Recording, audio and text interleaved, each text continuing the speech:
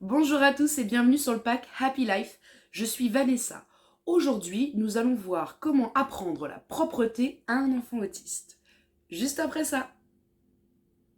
Tout d'abord, mes vidéos ne se substituent pas à un avis médical. Avant de mettre en place des outils éducatifs, il faut toujours s'assurer que l'enfant n'a pas un souci de santé qui peut influencer son comportement. Il s'agit de conseils génériques, cela ne parlera pas à tout le monde et comme chaque enfant est unique, ne prenez que ce qui vous intéresse. Le mieux reste de consulter un professionnel de l'autisme pour avoir des conseils individualisés. Vous pouvez me retrouver sur Facebook, Vanessa Sonzoni Pro et sur le groupe Pack Happy Life. Pour voir toutes mes vidéos, vous pouvez vous abonner à ma chaîne YouTube et liker cette vidéo si elle vous a plu. Si vous souhaitez que j'aborde certains sujets en lien avec l'autisme dans mes prochaines vidéos, n'hésitez pas à le mentionner dans les commentaires sous la vidéo.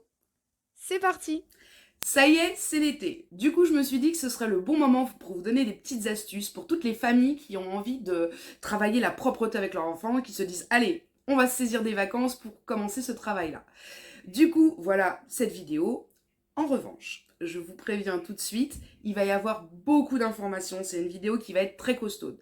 Donc, n'hésitez pas à revenir sur cette vidéo, à la revisionner, à revenir sur les passages où vous n'êtes pas forcément sûr.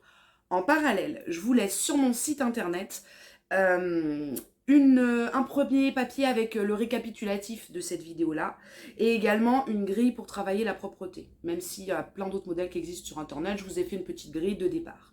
Voilà, donc vous pouvez télécharger ça gratuitement et revoir cette vidéo autant de fois que nécessaire si vous n'avez pas pu prendre toutes les infos dès le début. Allez, on s'y met. Le travail sur la propreté est un travail qui demande du temps et de la rigueur. Donc déjà, c'est important si vous envisagez de travailler ça avec votre enfant, de vous sentir libre d'un point de vue et serein d'un point de vue de l'esprit avant d'attaquer ce travail qui peut perdurer sur plusieurs semaines, sur plusieurs mois, voire parfois plusieurs années pour les enfants. Il est important de prendre en considération que toutes les petites astuces que je vais vous donner aujourd'hui ne fonctionneront pas pour tous les enfants. Donc expérimentez, voyez, mais ne vous bloquez pas non plus. Je n'ai pas la science infuse et chaque enfant est unique, je le répète à chaque fois. Ensuite, bien évidemment, assurez-vous avant de mettre tout ça en place, d'avoir consulté un médecin pour être sûr que les conseils que je vais vous donner là vont pas aller à l'encontre de recommandations médicales pour votre enfant. C'est également très important. Et puis, par la suite, qu'est-ce que je peux vous dire d'autre? Oui, bien évidemment, si toutefois la propreté, c'est quelque chose qui vous fait un peu peur ou vous n'êtes pas sûr, n'hésitez pas à vous faire accompagner par un professionnel de l'autisme. Il y a plein de gens qui sont rodés et qui ont déjà appris à plein d'enfants la propreté et qui auront peut-être même des astuces supplémentaires à vous donner.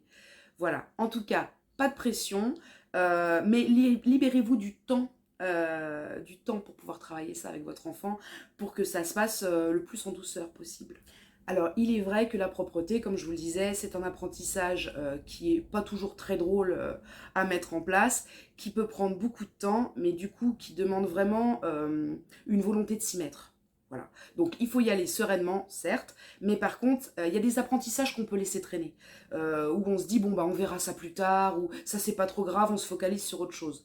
À mon sens, la propreté, c'est un des apprentissages prioritaires. Je crois que généralement, on commence à travailler la propreté vers 2 ans avec un enfant. Faites-en tout de même une priorité et accordez du temps à tout ça parce que comme les enfants peuvent prendre plus de temps pour devenir propres, ils vont avoir possiblement besoin vraiment de commencer ce travail-là assez tôt pour pouvoir avoir des résultats. Parce que si on laisse traîner, ça devient vraiment très compliqué à gérer sur du long terme. Donc ça vaut le coup de s'y mettre, de se dire bon bah on s'y met, on voit ce qu'on peut faire. En tout cas, c'est un apprentissage qu'il faut toujours garder à l'esprit. Et c'est vraiment un apprentissage prioritaire. La première des choses, c'est d'apprendre à votre enfant à boire de l'eau sur demande, ce qui permet en fait de maîtriser son flux urinaire. C'est important pour les raisons suivantes. Déjà, un enfant qui est petit a une petite vessie. C'est bizarre dit comme ça, mais c'est important. Plus la vessie de l'enfant est petite, plus en fait elle peut se remplir rapidement. Donc vous pouvez emmener votre enfant de manière beaucoup plus régulière aux toilettes. C'est beaucoup plus facile en fait pour pouvoir maîtriser un petit peu à quel moment on doit l'emmener au WC ou pas, ou sur le pot.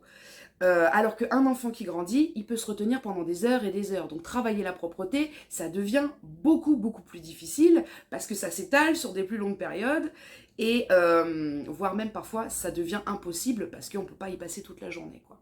Donc c'est important de commencer ça petit et d'apprendre à votre enfant à boire de l'eau. Autre élément important, les enfants autistes ritualisent beaucoup les choses dans leur quotidien en général. Donc un enfant qui, depuis sa plus tendre enfance, a l'habitude d'uriner dans une couche, plus vous attendez au niveau de l'âge, plus automatiquement, lui, il est rodé à uriner dans sa couche et il va avoir du mal à changer de son fonctionnement. D'où l'intérêt de commencer très jeune. Autre élément important, à partir du moment où on a un ado ou un adulte à la maison qui n'est pas propre, c'est une vraie charge de travail supplémentaire. Il y a des changes à faire de manière régulière et ce, pendant toute une vie. C'est comme avoir en effet un nourrisson à vie. C'est relativement contraignant. En plus, il y a un budget couche qui est hyper important parce que, enfin, c'est pareil, c'est un budget couche à vie. Si ce travail il n'a pas été fait en temps, c'est un budget couche à vie, donc c'est pas négligeable. Et c'est vrai que quand on a un enfant et qu'il est petit, on se dit ah c'est pas grave, ça viendra plus tard, on travaillera ça tranquillement. Et en fait, souvent, j'ai vu chez beaucoup de familles, le temps passe, le temps passe, le temps passe, et à un moment donné, on se retrouve avec un ado. C'est du jour au lendemain presque, c'est hyper contraignant, on n'a pas vu le temps passer et c'est problématique. Alors si vous pouvez anticiper et commencer le plus tôt possible pour votre enfant, c'est-à-dire quand c'est l'âge de commencer à apprendre la propreté, faites-le et mettez-vous sur cette tâche. C'est important. Pour vous et pour l'enfant pour la suite. En ce qui concerne le fait d'apprendre à son enfant à boire de l'eau sur demande, c'est-à-dire quand vous lui dites « bois », l'enfant boit le verre d'eau. C'est important, comme je vous le disais, pour pouvoir du coup lui donner à boire et en fait lui permettre de remplir sa vessie au fur et à mesure pour pouvoir travailler la propreté. Mais ça a aussi un intérêt lorsque vous donnerez des médicaments à votre enfant. Si votre enfant, vous lui avez déjà appris à boire, quand vous lui demandez de boire, à ce qu'il boive, il acceptera aussi de boire les médicaments de manière plus facile. Donc c'est un apprentissage qui est important. Et c'est le premier. Donc, vous faites boire votre enfant. Et ensuite, vous pouvez utiliser la grille que je vous ai préparée, hein, toujours sur mon site www.packhappylife.com. Vous utilisez cette grille pour évaluer en fait tous les combien, de quand à quand est-ce qu'il va aux toilettes, pour pouvoir vous dire à peu près, ah bah tiens, il me faut tant de verres et au bout de tant de verres d'eau, ça y est, la vessie de mon enfant est pleine et là je l'emmène aux toilettes. Donc cette grille a un intérêt, prenez bien le temps de noter à telle heure il est allé sur le pot, aux toilettes, à telle heure, à telle heure, à telle heure. Ça va vous permettre en fait de vraiment visualiser le fonctionnement de votre enfant en interne et de bien voir à quel moment il faut l'emmener pour justement éviter les accidents. Ensuite, il faut apprendre à votre enfant à aller s'asseoir sur le pot ou sur les toilettes. Et parfois, c'est le plus difficile. C'est-à-dire que le plus difficile, c'est pas tant de faire uriner l'enfant, c'est qu'il accepte de rester assis sur le pot ou les toilettes. Donc ça, c'est un apprentissage pareil qui doit être fait au préalable pour pas que votre enfant il se demande ce qu'on attend de lui. Moi, ce que je vous conseille dans ces cas-là, c'est de vous dire, ok, petit 1, j'apprends à mon enfant à rester assis sur une chaise.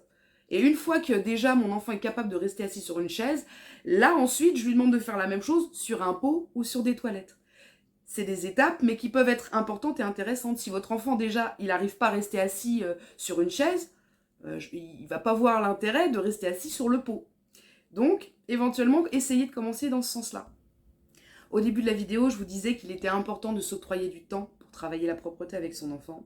Moi, je vous conseille, dans la mesure du possible, justement, d'avoir une petite journée devant vous, au moins pour commencer, si ce n'est plus. Et je travaillerai la propreté soit sur des demi-journées, soit sur des journées complètes, en fonction de vos disponibilités. Je pense que c'est important du coup d'avoir le temps de bien pouvoir comprendre combien de verres d'eau l'enfant a besoin avant que sa vessie soit pleine, etc. Ce que je vous expliquais juste avant. Et si vous êtes limité dans le temps ou si vous êtes dans votre quotidien, vous ne pourrez pas avoir le temps de bien observer tout ça et du coup ce sera moins facile en fait de travailler la propreté. Donc des demi-journées ou des journées complètes. Au début de l'apprentissage de la propreté de jour, hein, on ne parle pas encore de la nuit, et bien évidemment si la météo le permet, moi je vous conseille dans un premier temps, quand vous travaillez la propreté et que vous êtes à l'intérieur de chez vous, hein, pas à l'extérieur mais à l'intérieur de chez vous, avec votre enfant, laissez-le en slip. plutôt qu'en pantalon complet, laissez-le en slip. Ça permet de mieux visualiser plus rapidement s'il y a des accidents. Ça évite de salir éventuellement des pantalons toutes les heures ou toutes les 2 heures. Et voilà, donc ça évite les lessives.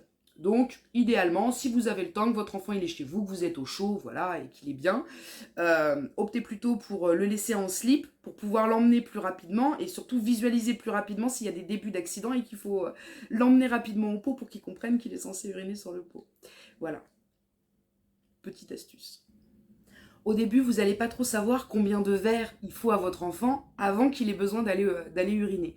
Donc, dans un premier temps, ce que je vous conseille, c'est d'emmener votre enfant sur le pot toutes les 30 minutes. Donc, vous lui donnez à boire de l'eau, et vous l'emmenez sur le pot toutes les 30 minutes. C'est une petite estimation approximative. Après, vous vous adaptez à l'enfant en fonction du nombre de verres. Alors bien évidemment, votre enfant, pour qu'il ait envie d'aller sur le pot et éventuellement de rester assis, jusqu'à ce qu'il urine éventuellement, il faut qu'il soit motivé. Hein. C'est sûr que s'il n'y voit pas d'intérêt, ça va être la bagarre, il va pas avoir envie d'y aller.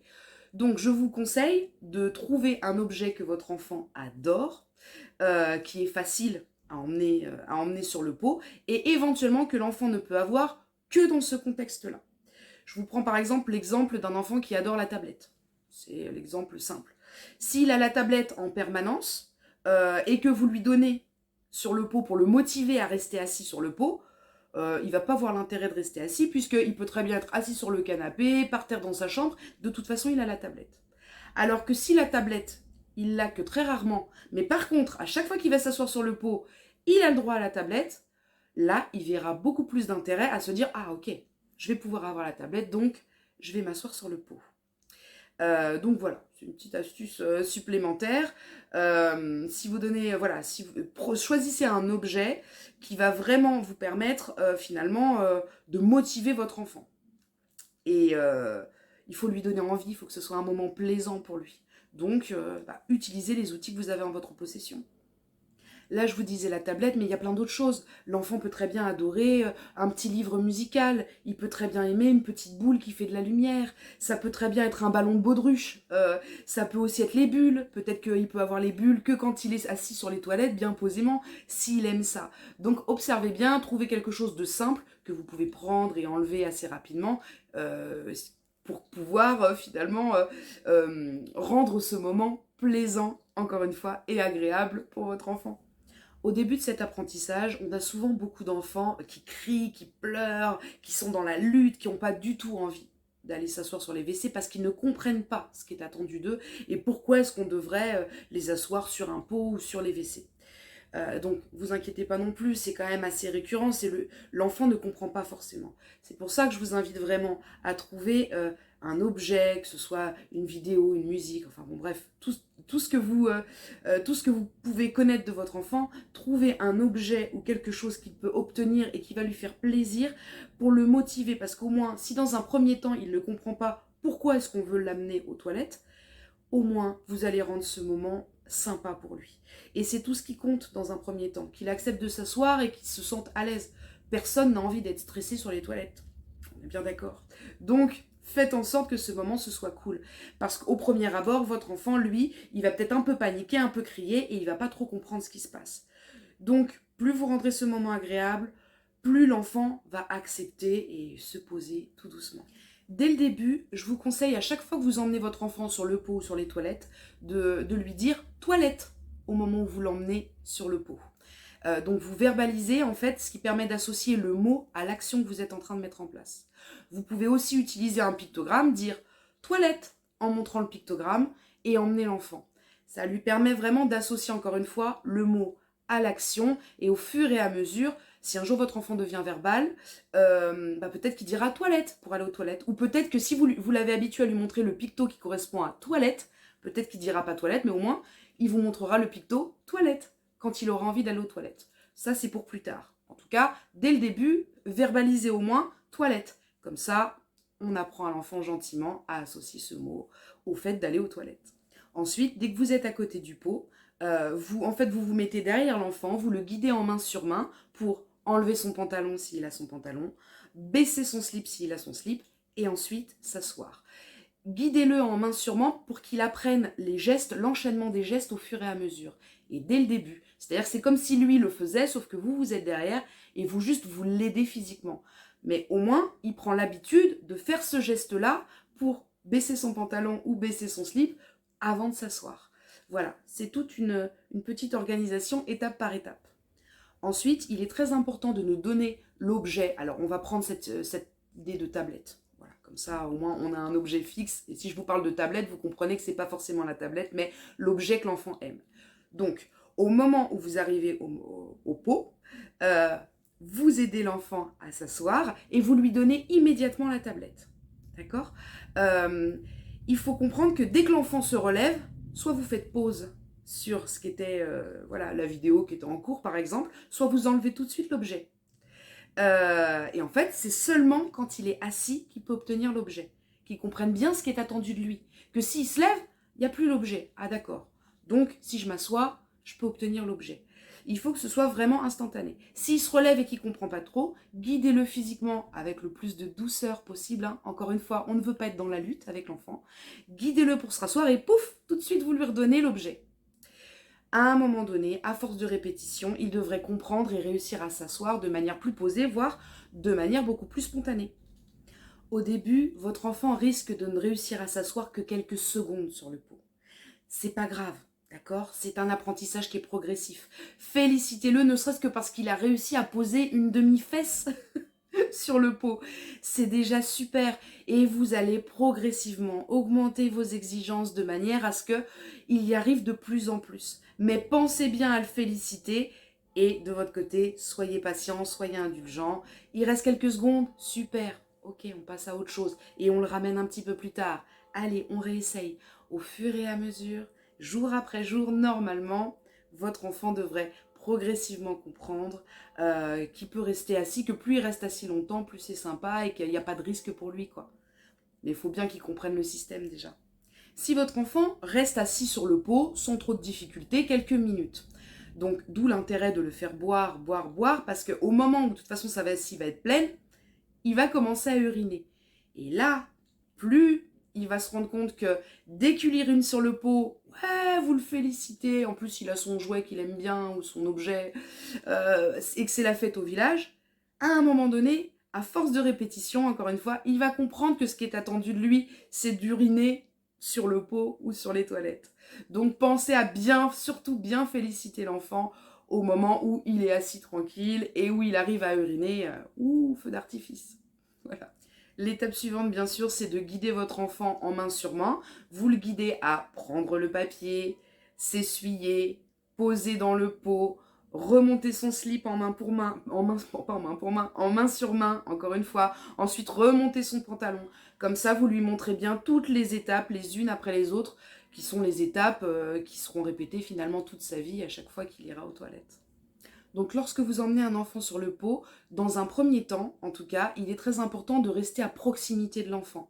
Même si l'enfant reste assis sur le pot, vous ne mettez pas l'enfant sur le pot et vous ne partez pas faire autre chose entre deux. Pas dans un premier temps, vous restez vraiment proche. Parce que ce que vous voulez, c'est que lui, il mémorise bien les étapes, les unes après les autres, au fur et à mesure.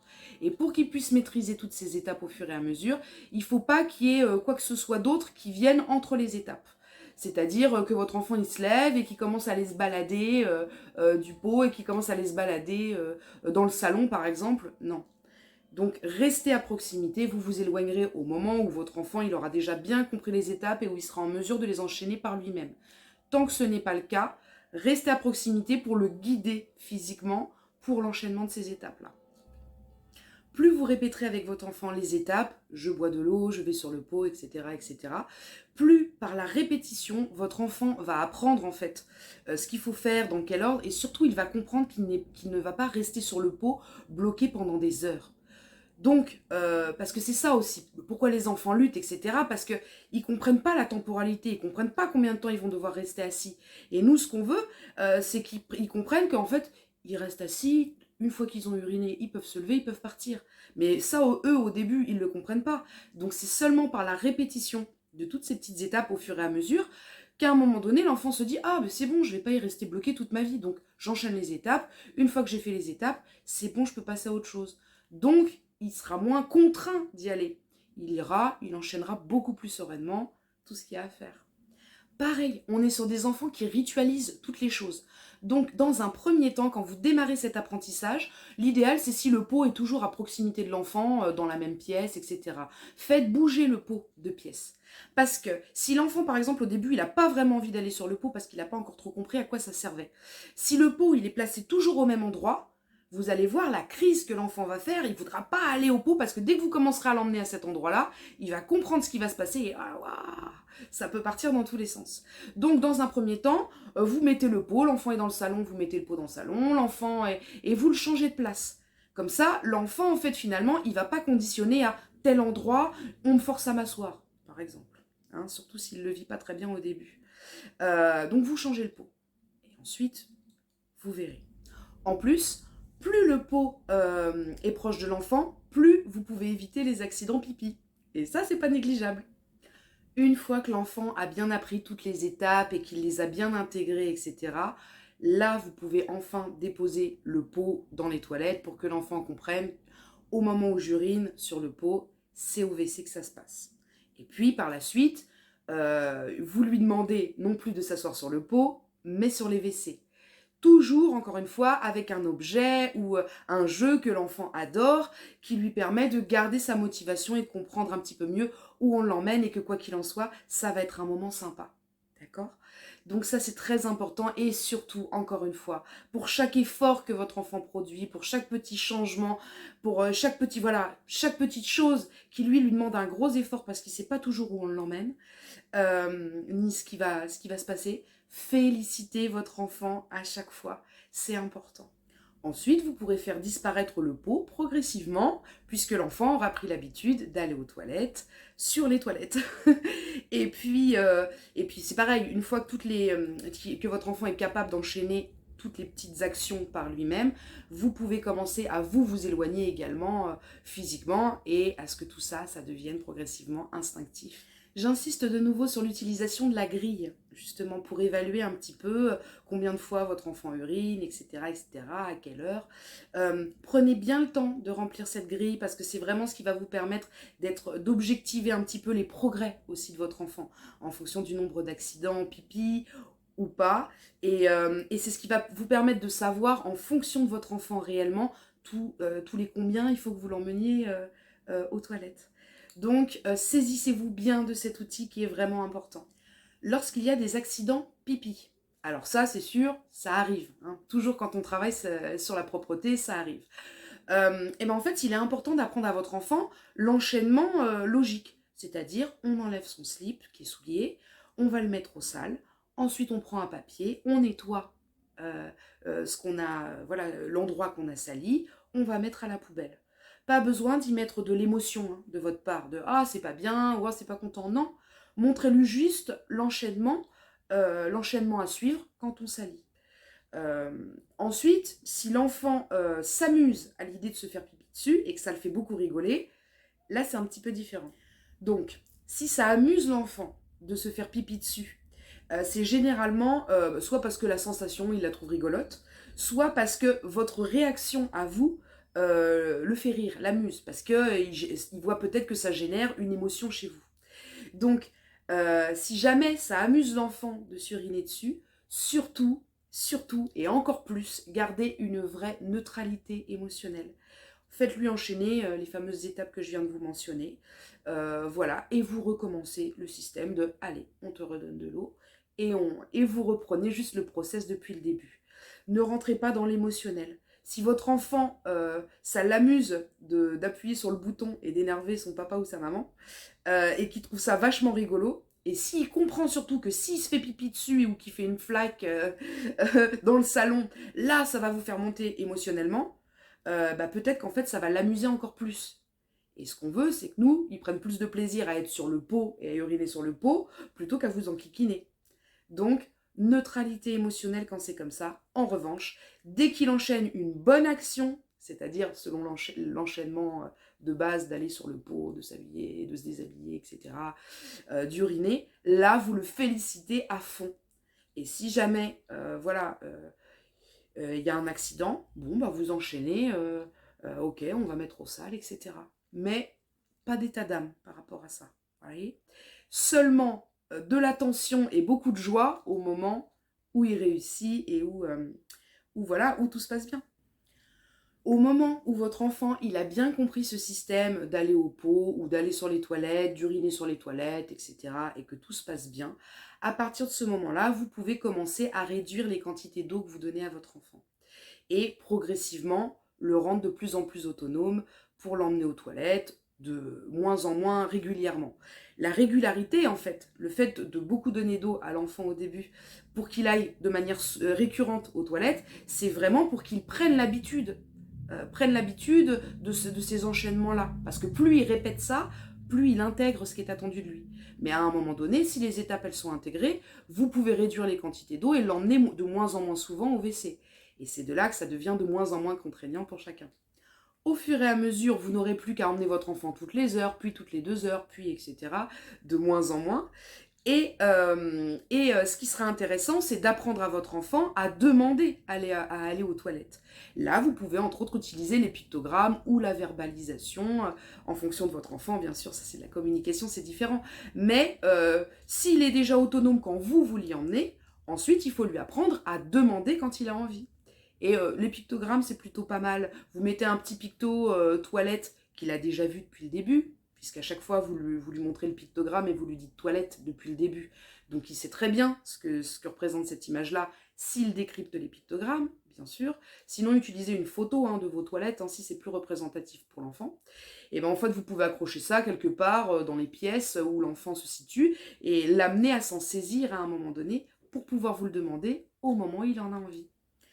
En ce qui concerne le fait de faire caca, alors ça c'est encore un autre apprentissage, saisissez-vous de la grille, c'est pareil, vous refabriquez-vous une grille pour pouvoir évaluer après quel repas ou à quel moment de la journée votre enfant a besoin d'aller aux toilettes. Et ça va vous permettre de savoir à quel moment vous pouvez potentiellement emmener l'enfant sur les WC pour également lui faire comprendre progressivement que c'est sur les WC qu'on fait caca. Bien évidemment, le jour où il fait caca sur les WC, là, c'est les cotillons. Vous le félicitez à fond. Surtout, n'oubliez pas, encore une fois, de féliciter votre enfant. Dès qu'il fait un truc qui est ce qu'on veut, ce qu'on souhaite, félicitez-le à fond. Ensuite, il y a les nuits. Dans un premier temps, si vous travaillez la propreté de jour, concentrez-vous sur le jour et laissez à votre enfant des couches la nuit. Bien évidemment, évitez de trop lui donner d'eau le soir parce que sinon, au lieu d'uriner sur le pot au moment où vous essayez de travailler le pot, lui, il va uriner le soir dans sa couche. C'est pas ce qu'on veut, donc minimisez dans un premier temps les verres d'eau le soir. Ensuite, quand vous essayerez de travailler la propreté de nuit avec l'enfant, en fait, il faudra juste lui laisser le pot à côté de son lit. Pour, dans un premier temps, vous relevez, ou au moment où vous allez vous coucher, l'enfant il dort déjà depuis un certain temps, quitte à le réveiller pour lui permettre d'uriner à ce moment-là, au moins une fois dans la nuit. Et après, peut-être que logiquement, il devrait être en mesure d'y aller par lui-même au fur et à mesure. Ça, c'est encore un autre apprentissage et c'est encore, voilà, c'est propre à chaque enfant. Face à la propreté, chaque enfant est différent, chaque enfant a un rythme qui lui est propre. Donc là, j'ai essayé de vous donner des petites astuces avec des petites techniques que j'ai vues qui pouvaient fonctionner avec les enfants, mais encore une fois, soyez à l'écoute de votre enfant. Si vous avez des doutes, faites-vous accompagner pour avoir un regard extérieur par un professionnel de l'autisme. Voilà, les choses doivent se faire au fur et à mesure. Personne n'a la science infuse dans ce domaine. Il y a des enfants qui vont prendre quelques semaines, en quelques semaines ils seront propres. D'autres, ce sera quelques mois. Et pour d'autres, peut-être que ça arrivera d'ici quelques années ou pas. Et il faut prendre ça en considération, on ne sait jamais. On ne peut qu'essayer de faire au mieux. Et d'où l'importance d'essayer de se mettre sur cet apprentissage et de ne pas le négliger. Essayons, tentons. Il faut le faire sereinement et voir ce qui est possible pour votre enfant. Voilà, bah écoutez, j'espère que cette vidéo vous aura plu. Je vous cache pas qu'elle a été très difficile à structurer pour moi. C'est pour ça aussi que je vous rajoute un écrit avec, pour que vous retrouviez toutes les étapes, parce que j'avais l'impression d'avoir tellement d'informations à donner que j'espère vous les avoir transmises dans le bon ordre et que ce soit compréhensible pour vous.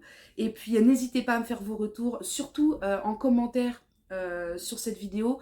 Si vous avez d'autres astuces, d'autres techniques, des choses qui ont marché pour vos enfants à vous, transmettez, partagez, ça permettra à d'autres familles de pouvoir tester des choses. C'est pas un apprentissage qui est facile, mais il faut s'y mettre et il faut pas lâcher quoi, faut essayer.